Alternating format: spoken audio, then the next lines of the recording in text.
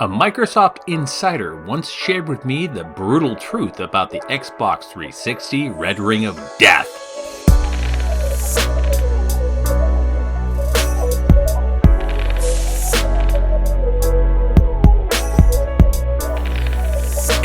Joystick.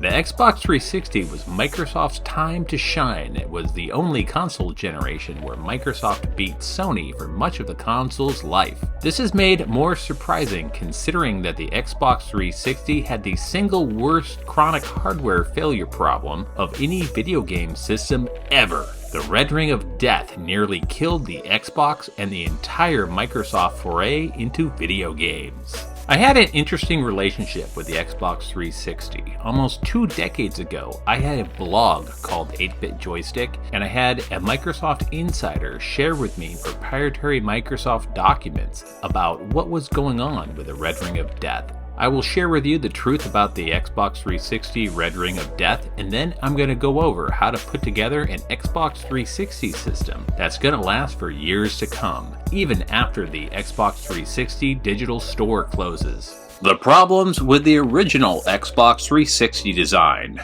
About 2 decades ago, I ran a blog called 8bitjoystick.com, and I actually had a confidential source inside Microsoft that showed me leaked Microsoft engineering documents that discussed the problems related to the double whammy of lead-free solder used in the original Xbox 360 and major overheating issues in the original Xbox 360 design. The Xbox 360 had what was called a fault-intolerant design, meaning it did a systems check on boot up, and if one part failed, then it would be put into an error state and none of it would work. That general hardware failure was known as the Red Ring of Death. The Xbox 360 had its hardware development cycle accelerated to launch before the holiday shopping period in late 2005 to beat the PlayStation 3 to market. And they also wanted to have a case design that was compact, concave, and looked like something that Apple made. Much of the initial system architecture design work for the Xbox 360 was done before it was decided to fit it into the final shell. There were design choices made that sacrificed system cooling for aesthetics. The Microsoft insider that I spoke to thought that a lot of the problems were from the executives at the Entertainment and Devices division at Microsoft that did not come from a hardware background, but instead they came from a software background and had software thinking.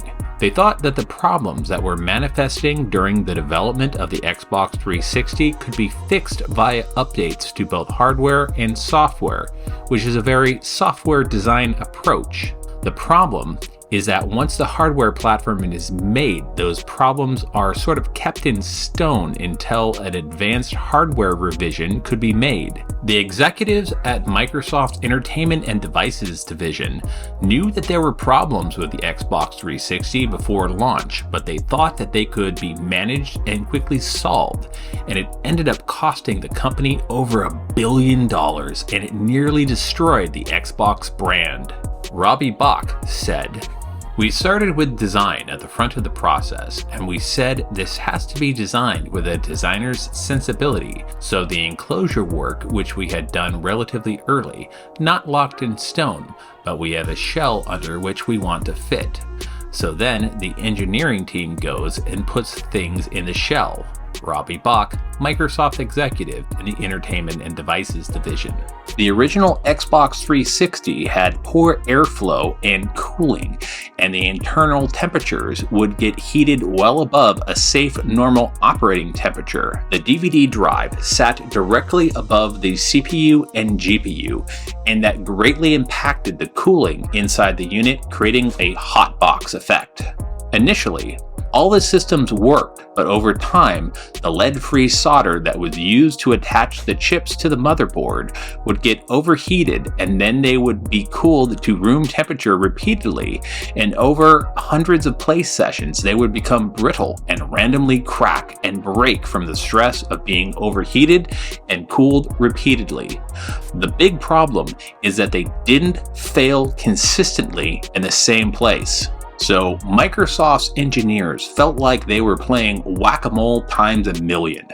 There were literally several hundred test points on the Xbox 360 motherboard, and there was a near infinite amount of possible points of hardware failure. Millions of Xbox 360 systems were failing, but they weren't breaking in a consistent way. It was a nightmare, and I'm amazed that the Xbox brand survived, and I'm amazed that Microsoft made a documentary series where they actually talked about it years later on. Check out the video Power On, the Story of Xbox, Chapter 5, The Red Ring of Death. The link is in the description of this video. They quickly made 6 versions of the original Xbox 360 motherboard, codenamed Xenon, Zephyr, Falcon, Opus, Jasper, and Kronos/Tonkaset. The cooling process would get incrementally better, but they were still prone to random failing. Almost all of them have failed and red-ringed by now. If I may quote Portland author Chuck Palahniuk, on a long enough timeline, the survival rate for everyone drops to 0.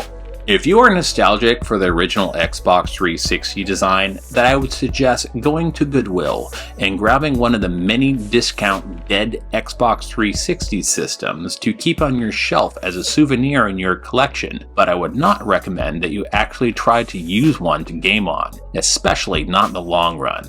Ironically, every single console game system since the original Xbox 360 seems to have learned the lessons of the chronic heating and cooling problems that Microsoft had with the Xbox 360. The Xbox One was gigantic with excellent airflow cooling. The Xbox Series X had a giant fan on the top to keep it cool, and the PlayStation 5 is basically a giant cooling system designed to dissipate heat, as well as playing video games. Another ironic thing is that Microsoft did not make a profit when selling the hardware for the original Xbox because the hard drive was so expensive.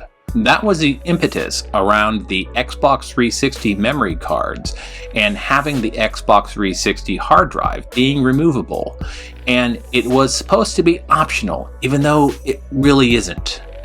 Ironically, due to the epidemic of the Red Ring of Death, gamers were able to keep all of their saved game data by removing the hard drive on their Xbox 360 before getting a replacement from Microsoft or just buying a new one.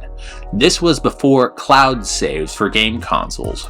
Personally, I think that this was essential in saving the Xbox brand from the Red Ring of Death. Ironic.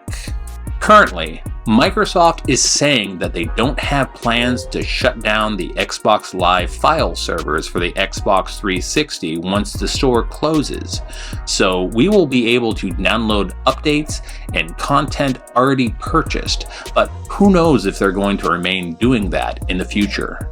Your downloaded games will work as long as the system works, even if they completely take down the Xbox Live network for the 360, but you could be just one Red Ring of Death away from losing all your digital games.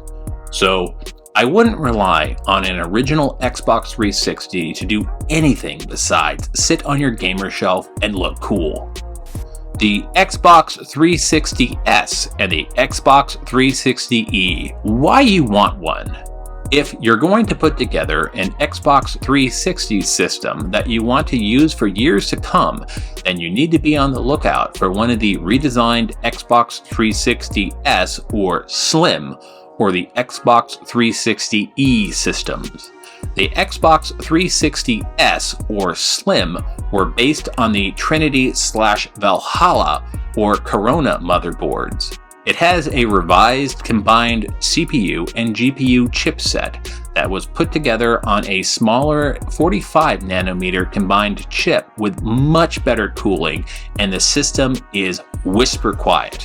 The Xbox 360E had all the advancements of the Xbox 360S, but was based on the Winchester motherboard and had the aesthetics that resembled the Xbox One. Another problem with the original Xbox 360 is that not all of them had built-in HDMI ports and none of them had built-in Wi-Fi. So if you're going to make yourself an Xbox setup, you might want to get the Slim or the E. The Xbox 360 requires 2.4G Wi-Fi and can't connect to a 5G Wi-Fi network, so Ethernet might work if that's all you have. Storage. When Microsoft first unveiled their digital marketplace for the Xbox 360, space on the console was at a premium, since the original Xbox 360 originally came with a small 20 gigabyte hard drive. Small by today's standards, but it was still pretty big at the time.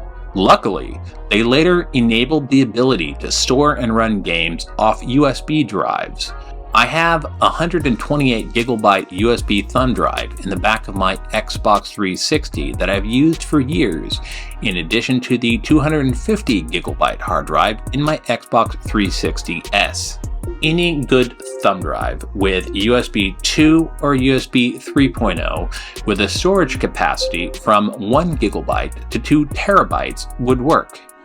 You need to format the thumb drive to Windows FAT32 or just format it with the Xbox. Just be aware that half a gigabyte or 512 megabytes is reserved for system use.